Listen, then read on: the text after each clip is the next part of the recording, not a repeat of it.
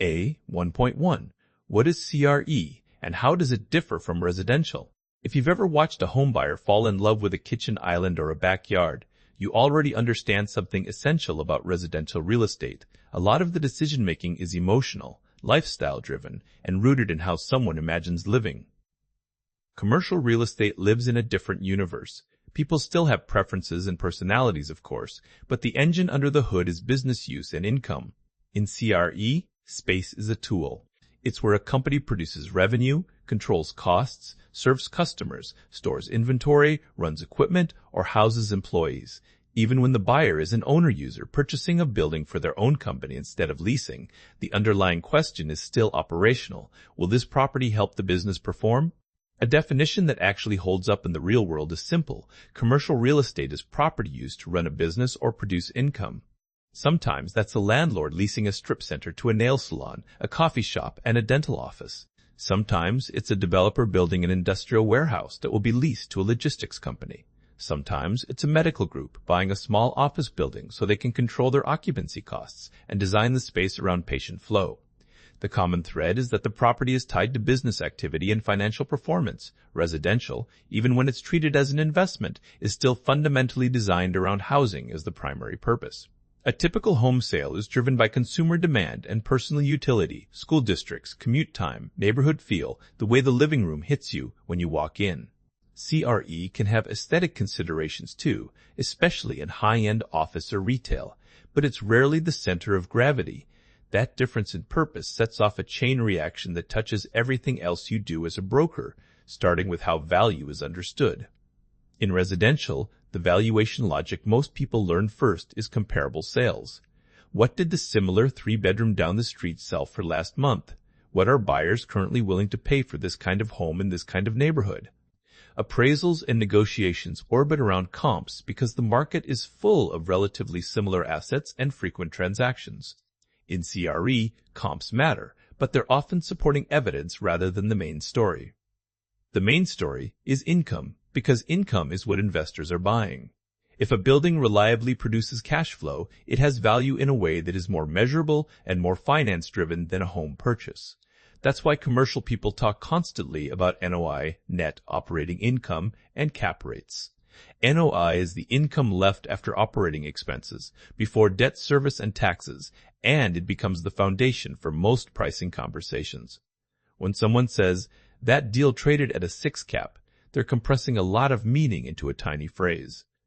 They're saying the purchase price reflected a relationship between income and value, commonly expressed as value equals NOI over cap rate. If a property produces 28M, it can look automatic. It isn't. CRE is an ecosystem of owners, tenants, lenders, attorneys, architects, property managers, insurers, inspectors, and local governments, organized around 3 basics. Brokerage sits in the middle, translating those needs into executable transactions. The value is practical: reduce search costs and uncertainty, turn vague goals into realistic options, and push terms to something that survives legal review, underwriting, and real-world use. Picture a tenant relocating a regional HQ. They may know headcount, budget, and geography, but not what's truly available, but unusable, which landlords actually fund tenant improvements, or how aggressive the market is. A broker brings market intelligence and pattern recognition, separating asking rent from effective rent, spotting availability. That's really a constrained future sublease, and knowing which owners move fast versus stall. Owners have the same problem in reverse. They know their building, but not the full demand pool, which tenants are quietly in play before expirations become public, or how to structure concessions so the economics work. Brokerage is where that information asymmetry gets managed. Within brokerage, service lines tend to organize around who you represent and what you're representing. Leasing divides naturally into landlord representation and tenant representation. Landlord rep is about keeping a building leased at the best achievable economics. Pricing, concessions, tenant improvement strategy, marketing, negotiation, and execution. While tenant rep is about protecting the tenant's economics and flexibility by running a disciplined search, comparing options, apples to apples, and negotiating terms that fit the business plan. Investment sales shifts the conversation from space to capital, because buyers underwrite income, risk, and optionality, while sellers focus on maximizing price and certainty of close. Owner-user sales sits in between. A business buys a building it will occupy, so operations, control, and long-term cost stability matter alongside yield. Advisory work opinions of value, market surveys, and site selection shows up constantly because many clients need analysis before they're ready to transact. A rent survey or a short site list often signals future intent. Done well, advisory is both revenue and relationship building. Inside a brokerage firm, senior brokers typically originate relationships and control listings, while teams and support roles create leverage. Origination is the hardest piece to replicate because it's built on trust, being the first call for owners and tenants. Teams make that trust scalable. Research keeps you current on comps, new availabilities, and internal databases that make you faster and more accurate. Marketing turns facts into a narrative through brochures, campaigns, target lists, and tour materials that position an asset credibly. Transaction management keeps deals from dying in process by coordinating attorneys, lenders, inspectors, estoppels, SNDAs, and last-minute deliverables. Over time, you'll notice that repeatable deal flow rarely comes from one big push. It comes from consistent prospecting systems that keep you in front of decision-makers long enough for timing to align, because real estate timing is almost never convenient. Revenue is straightforward on the surface and disciplined underneath. Most brokerage revenue is commission-based, a percentage of total lease value in leasing, or a percentage of sale price in sales. The nuance is that commissions are funded by upfront investment marketing, research, canvassing, tours, lunches, and relentless follow-up. Those aren't extras. They're the cost of winning exclusives and staying relevant through long cycles. Deals often take months or years. A tenant may start planning 18 months before lease expiration, and an owner may watch rates for a year before deciding to sell. Sloppy follow-up doesn't just miss a deal, it misses the moment a prospect becomes a client. Staying top of mind works best when you have a non-self-interested reason to reach out, a relevant comp, an industry expansion nearby, or a lending shift that changes proceeds. Those touches convert long-cycle opportunity into closings. Once you understand how brokerage fits into the ecosystem, the next layer is the product itself. Because commercial real estate isn't one market, it's several markets that behave differently because the users behave differently, and each sector has its own logic. CRE isn't one market, it's multiple markets that behave differently because users behave differently. Each sector has distinct tenants, deal terms, and demand drivers. The job isn't memorizing definitions, it's understanding what the customer is actually buying. Office looks familiar, but office leasing is less about raw SF and more about how a business works and what the building can support. Suites are often unfinished or misconfigured, so tenant improvements are part of the product. Marketing isn't just 10,000 SF available, it's layout efficiency, light, parking ratios, building systems, amenities, and the friction employees and visitors will feel. Building age and renovation history translate into perceived risk. Upgraded HVAC, modern lobbies, and strong common areas can increase willingness to pay. Location matters everywhere, but office location is tightly tied to services, transit, food, hotels, and brand-fit neighborhoods.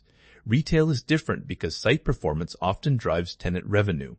Retailers buy visibility, access, and customer traffic, not just walls. Frontage and signage can be value-defining, especially at corners, signalized intersections, and with strong monument signs or pylons.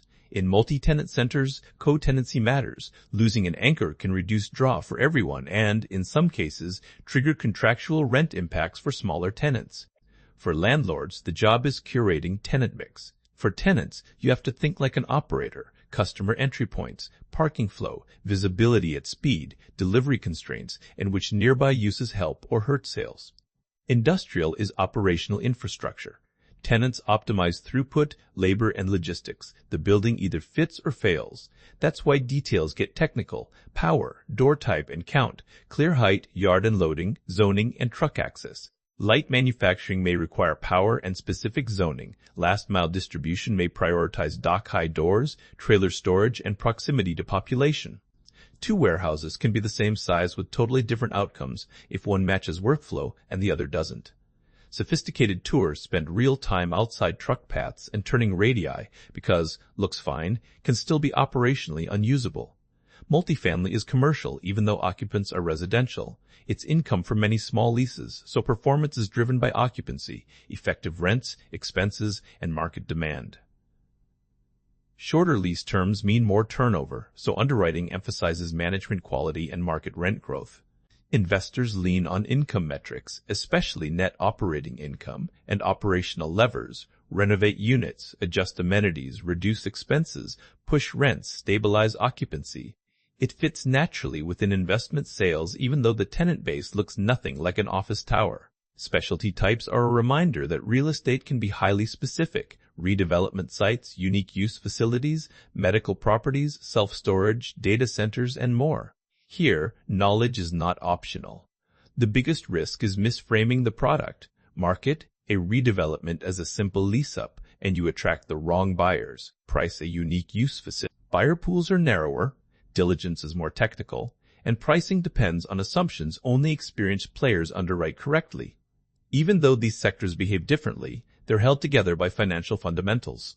Across most assets, income, expenses, and risk drive value, and the shared language for that is net operating income. Income from operations minus operating expenses before debt service and taxes. Whether it's retail, multifamily, or office, the core questions are the same. How stable is income, how predictable are expenses, and what risks can disrupt either? Where they diverge is in what drives demand. Office demand tracks job concentration and workplace strategy, not just headcount. Hybrid work can change SF per employee. Industrial demand follows logistics and supply chains, ports, highways, and e-commerce. Retail demand depends on consumer spending plus micro-location factors like access, visibility, and nearby rooftops.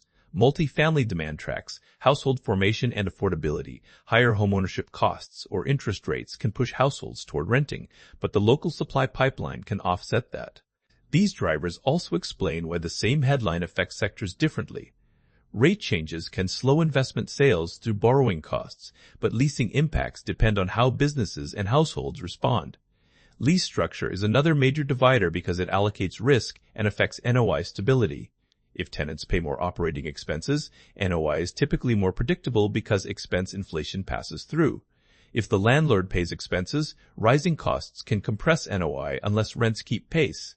Investors therefore underwrite the lease, not just the rent number. Brokers gain credibility when they can explain expense responsibilities clearly and connect them to underwriting, treating the lease as a risk allocation tool, not a template. That's also where cap rates become market shorthand. The cap rate formula, cap rate equals NOI over market value, compares relative pricing and applied returns across assets. If a building produces $1 million of NOI and sells for $20 million, the implied cap rate is 5%. Cap rate is not a full return metric. It ignores financing, future rent growth, rollover risk, tenant credit, and capex. It is, however, a fast way to compare how expensively the market prices a stream of NOI. Lower cap rates generally imply lower perceived risk or higher expected growth. Higher cap rates imply the opposite. The why typically traces back to lease structure, tenant reliability, sector dynamics, and the capital markets backdrop. Once debt enters, lenders impose constraints that often determine whether a deal pencils. DSCR measures NOI relative to annual debt service. DSCR equals NOI over debt service. If NOI is $900,000 and annual debt payments are $600,000, DSCR is 1.5. Lenders require a cushion to protect against occupancy or expense swings. Even as a broker, DSCR matters because it shapes what buyers can pay. When rates rise, debt service increases, DSCR compresses, and pricing often has to adjust unless NOI rises. This is a direct bridge from capital markets to client reality, why offers dropped, or why the buyer pool shifted toward equity-heavy groups. With that industry map in mind, the career question becomes practical. Do you try to cover everything, or do you specialize? In CRE brokerage, specialization isn't narrowing, it's becoming believable. Focusing on an asset class and territory steepens the learning curve because you see the same patterns repeatedly. You recognize pricing logic from exposure, which buildings consistently win tenants, which always concede more than advertised. What market? TI really is for a quality band, and when quoted rent is aspirational versus actionable. Clients don't want generic confidence. They want precision references to the deal 3 blocks away last quarter, why it priced that way, and what it implies for them. In a niche, product knowledge becomes the baseline expectation. Leading brokers know ownership, upcoming loan maturities, meaningful lease expirations, and who is quietly acquiring. They can explain why assets lease or sell or stall in plain language. If an owner asks, "Why is my vacancy sitting?"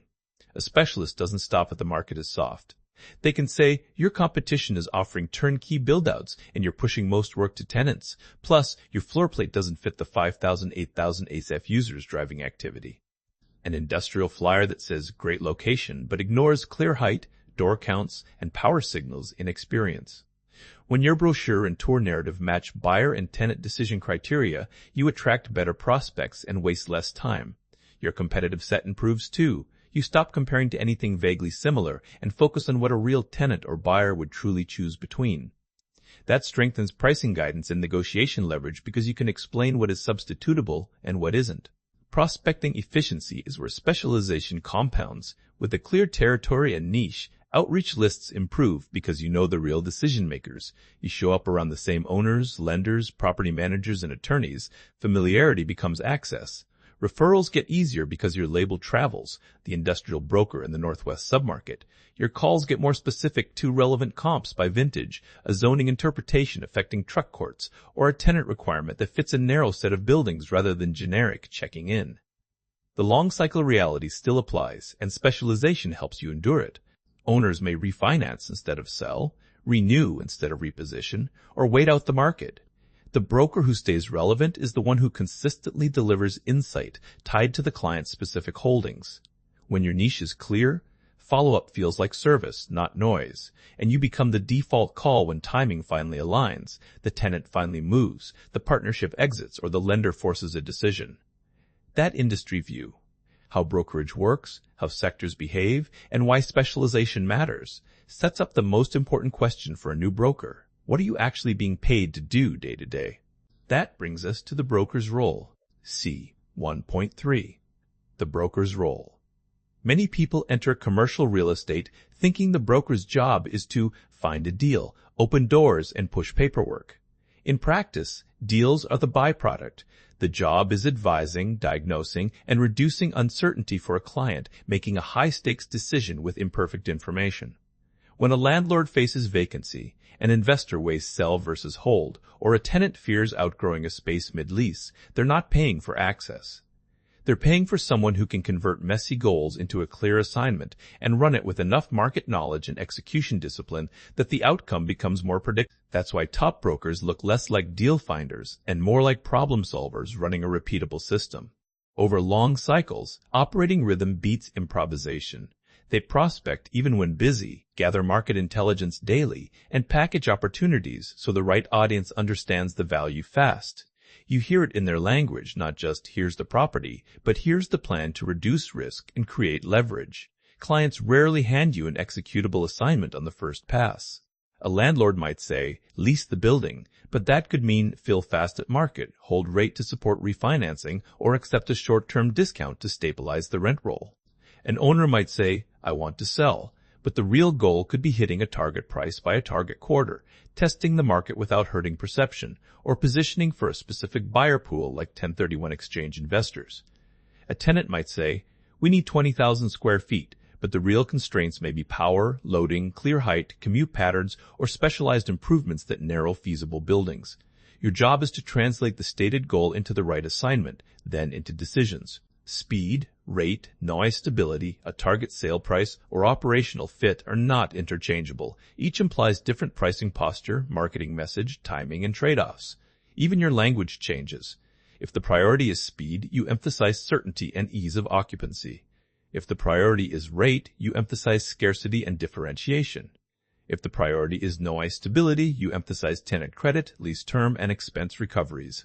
A simple way to keep that problem solving practical is the 4 Ps. In CRE brokerage, product, price, and promotion do most of the work. Place matters generally, but here the place is largely fixed, the property. What you can control and what clients feel is how you define the product, how you price it against the competitive set, and how you promote it to qualified decision makers. The framework prevents premature tactics. If tours are weak, the fix may not be more advertising. It may be inaccurate product definition, mispricing, or promotion aimed at the wrong audience.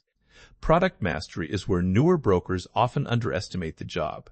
In CRE, the product is the building plus the clarity and expertise you bring. In industrial, tenants ask deal-driving questions. Power capacity and distribution, amps to voltage, door count and size, truck court functionality, zoning alignment with the specific use, and logistics labor access, including constraints like weight limits, turning radii, and ordinances affecting deliveries. Confident, accurate answers don't just impress, they prevent surprises, and surprises kill momentum. In office, the details change, but the standard is the same.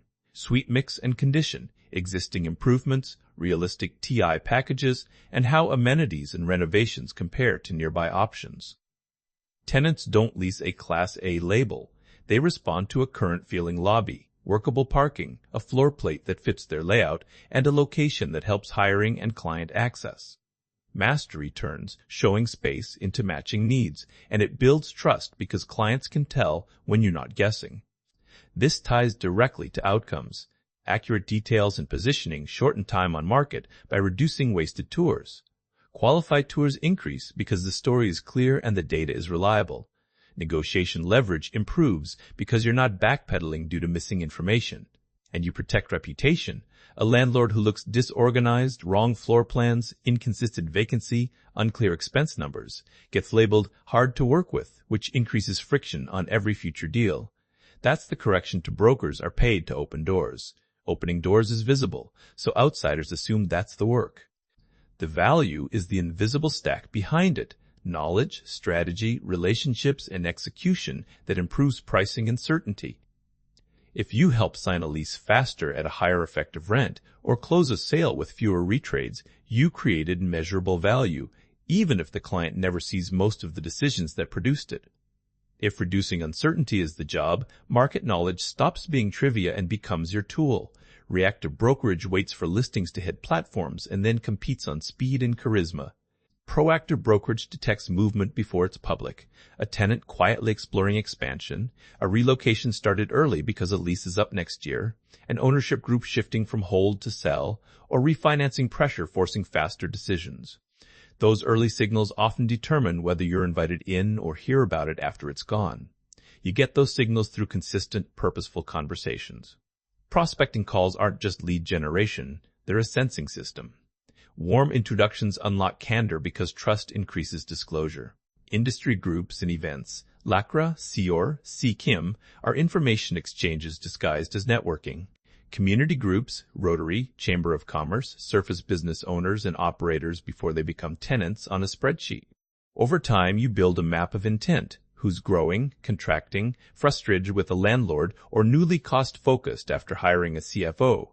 To keep market knowledge practical, you need a simple target set. Know who owns key buildings in your niche, what deals are getting done, which tenants are looking, and, most importantly, why some buildings lease or sell and others don't. Why converts information into judgment. Two office buildings can be close with similar asking rates, yet one leases because suites are built out, lower upfront costs, and the building feels modern, while the other stalls due to slow TI decisions and stale marketing. Two industrial buildings can look similar, yet one wins because door count and yard depth match modern logistics. With enough conversations and outcomes, you start recognizing patterns. That pattern recognition becomes pricing judgment, and pricing judgment is one of the most bankable brokerage skills. Platforms support this, but they don't replace it. CoStar, LoopNet, and Crexi help with exposure, comps, advertised availabilities, and packaging listings so the market can digest them. They strengthen promotion, and promotion matters because even a great property fails if the right audience never hears about it. But many opportunities surface first through relationships, unbroadcast tenant requirements, landlords open to quiet off-market deals, investors who would sell for the right buyer but don't want a public process. Platforms are where information becomes public. Relationships are where information is born.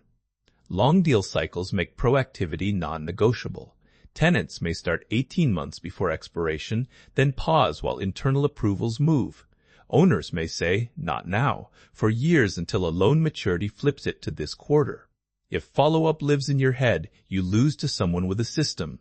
Regular touchpoints, value updates, and market recaps aren't salesy. When they're data-driven, they keep you relevant until timing turns. As your career develops, the expectations change in a predictable sequence. Early on, the fastest way to lose credibility is being fuzzy on the language and math clients use. Owners and investors think in NOI, cap rate, cash flow, lease structures, and lending constraints because those drive value, so baseline fluency is required to advise. The core equations show up constantly. NOI equals revenue minus operating expenses, valuation via direct cap, as value equals NOI over cap rate, and refinancing pressure via DSCR equals NOI over debt service. You don't need to underwrite day one, but you do need to understand what it means when an owner says, "My D-score is getting tight," and respond with competence. Once you can speak the language, the next milestone is habits, especially consistent prospecting. Brokerage is a network business disguised as a property business. Cold calling builds volume, resilience, and a tested value proposition. Warm calling maintains trust, so you're top of mind when timing shifts. Emails and e-blast scale reach if the list is curated and the message is relevant. Industry and community events keep you visible in a human way. Relationship time, lunch, coffee, golf, tennis when appropriate, creates the repetition that turns contacts into allies. Early career prospecting is how you buy experience with effort before you have a track record. Then comes the execution milestone, where brokers either level up or plateau. Marketing materials aren't decoration, they're operational competence made visible. Professional photography signals seriousness. Clear brochures and concise e-blasts reduce friction for busy decision-makers. Consistent branding communicates process. When a client sees accurate highlights, clean maps, correct availability tables, and coherent positioning, they infer correctly you'll run the assignment with discipline. This is also where above and beyond becomes tangible because tenants, buyers, and other brokers judge the opportunity through what you put in front of them. The advisory milestone is the shift from information giver to strategist. Information is abundant, strategy is scarce. Strategy is pricing guidance tied to the competitive set. Not just market rent is X. It's being able to say, here's what tenants are touring, why they're choosing it, and how we position you to win. It's matching messaging to buyer and tenant psychology and managing risk through diligence so deals don't fail late. When you prevent surprises, expense recovery misunderstandings, zoning mismatches, TI scope gaps, you protect certainty, which is often more valuable than squeezing the last dollar of rate. Long term, a top producer isn't defined by one big year, but by becoming the go-to broker in a niche through reputation and repeat clients across long cycles. Closings are lagging indicators. Leading indicators are relationship depth and market coverage. Do owners call you before deciding? Do tenants share plans early? Do other brokers treat you as a reliable source? That's compounding. Business arrives earlier, with less competition, and on better terms. That naturally brings you back to the practical decision of building a product type and territory. Specialization can feel restrictive early on, but it's how you become memorable. Choose an asset class office, industrial, retail, multifamily, or a specialty, and pair it with a tight geography so people can recall and refer you easily. The industrial broker for this submarket sticks. A broker who does a bit of everything everywhere blends into noise. Niche focus also supports a practical long-term target, becoming a dominant landlord rep. Top landlords don't award prized buildings to unfamiliar brokers, and not because someone is hungry. They choose the broker with the clearest pricing read, the strongest reach to tenants and buyers, and the operational discipline to protect the asset's reputation. To win those assignments, you have to look like you live in that product type and territory daily. The engine is repetition. You prospect, learn who owns what and what tenants are doing, and turn that intelligence into marketing that matches niche reality. You close deals or renew leases, and those wins prove execution. Proof earns more exclusives, which yields more data, which sharpens pricing judgment, which strengthens the next pitch. Over time, that loop becomes a moat. Focused brokers accumulate compounding advantages scattered brokers can't replicate. A defensible niche position is concrete. You have the best owner and tenant database with context, how they think, what they own, and when they might move. You have strong relationships, so calls get returned and advice gets weighed. You have the most accurate pricing view because you track real deals, not just asking numbers. And you have promotion channels that work for that niche. A curated email list, direct outreach to decision makers, broker-to-broker credibility, and effective use of major platforms. You can see niche expertise in outputs. Market updates reflect reality so clients keep and forward them. Tailored e-blasts speak to a specific tenant or buyer profile, producing replies, not unsubscribes. Brochures contain correct details, power, doors, zoning, suite sizes, improvement status, so your materials become reliable documents, not marketing fluff. And when the rapid-fire questions come, who owns it, what traded, what's available, what's coming, you can answer without scrambling because your system makes knowledge retrievable. That's the through line. If the broker is an advisor who reduces uncertainty, then the daily job is building systems that produce certainty on demand. With that in place, it's worth closing the loop on why patience, precision, and specialization aren't abstract virtues in CRE. They're what make the math and the relationships work over time. D. Closing concepts. Commercial real estate brokerage rewards patience and precision more than speed. Deals in CRE often move on a long clock months, sometimes longer, because the decision is rarely emotional and almost never simple. A tenant isn't just picking a place that feels right. They're solving a logistics problem, a labor access problem, a brand problem, and a budget problem all at once. An owner isn't just selling a building. They're deciding when to exit an income stream, how to treat taxes, and what risk they want next. That longer cycle is exactly why relationships matter so much. When the timeline stretches, trust becomes the oxygen that keeps a transaction alive through delays, objections, lender questions, and changing business conditions. That's also where your value comes from. Market knowledge isn't trivia. It's how you keep a client from making an expensive mistake. Correct pricing and positioning aren't nice to have. They determine whether the market leans in or backs away. In CRE, being slightly wrong can be costly because price is connected to income, risk, and expectations. A small shift in cap rate changes value dramatically because V equals NOI over R. If a property produces $500,000 in NOI and the market moves from a 6% cap rate to a 7% cap rate, value moves from about 8.33 M to about TDS. CR equals NOI over debt service 300,000 and annual debt service is 240,000. DSTR is 125, which might clear a lender hurdle. If NESTR falls, your buyer pool can shrink overnight. That's the complexity. You're not just matching a buyer to a building, you're matching a building's income story to a buyer's and lender's risk requirements. That complexity also changes shape depending on sector, which is why specialization isn't a buzzword, it's survival. An industrial tenant may care about clear height, power, dock doors, trailer parking, and whether the site can actually handle big rig circulation. An office user may care about parking ratios, walkability, image, and how efficiently the floor plate works for their headcount. Retail lives and dies by traffic patterns, co-tenancy, visibility, and the nuance of who is drawing customers to the center. Multifamily has its own operational realities, rent rolls, concessions, turnover costs, and local supply pressure. When you understand how each sector behaves, you stop sounding like a generalist and start sounding like someone who can see around corners. That's when clients begin calling you before they decide, not after. Top brokers don't wait for problems to arrive. They hunt for them early and solve them systematically. When an owner is quietly worried about vacancy 6 months out, the proactive broker is already shaping a leasing plan, advising on tenant improvement norms, and adjusting the story the property tells in the market. When a seller wants a number that the income doesn't support, the proactive broker doesn't argue in circles. They bring evidence, show underwriting logic, and reposition the plan.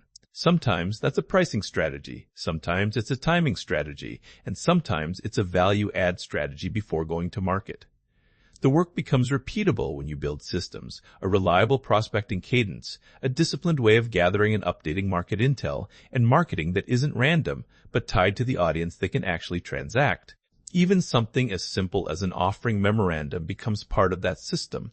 Telling the story consistently, showing the property clearly, and making the next step easy for qualified buyers. From here, the goal is to take these concepts out of the abstract and into the day-to-day operating reality of brokerage. Prospecting consistency, network building across years rather than weeks, and using the 4 Ps to win and service listings aren't separate skills. They're how you turn patience and precision into a pipeline, and a pipeline into a career.